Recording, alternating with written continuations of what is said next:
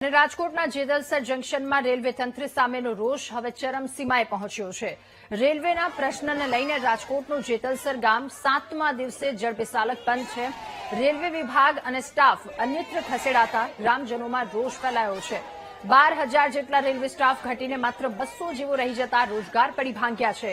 વેપાર ધંધા પડી ભાંગતા સ્થાનિક લોકો હિજરત કરવા મજબૂર બન્યા।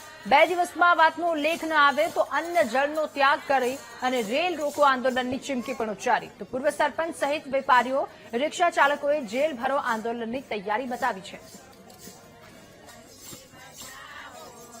તો પહેલા 12,000 જેટલો રેલવેનો સ્ટાફ હતો, જો કે હવે ઘટાડી દેવામાં આવ્યો છે। માત્ર 200 જેટલો સ્ટાફ।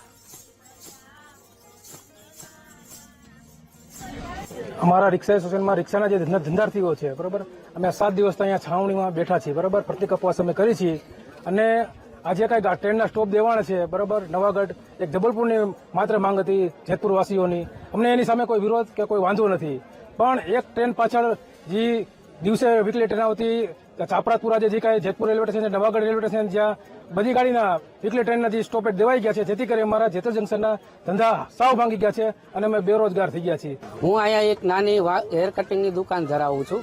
છેલ્લા 30 વર્ષથી હું જોઉં છું જેતલસર જંકશનની અંદર 2200 કર્મચારીઓ હતા અને અત્યારના સમયે 275 કર્મચારીઓ છે। જેતલસર જંકશનને એક જાતનો એટલો અન્યાય થયેલો છે કે એટલે અત્યારે અમારી સહન શક્તિની હદ પૂરી થઈ ગઈ છે અને અમે ગાંધી ચિંધ્યા માર્ગે અત્યારે ઉપવાસ આંદોલન પર બેઠા છીએ।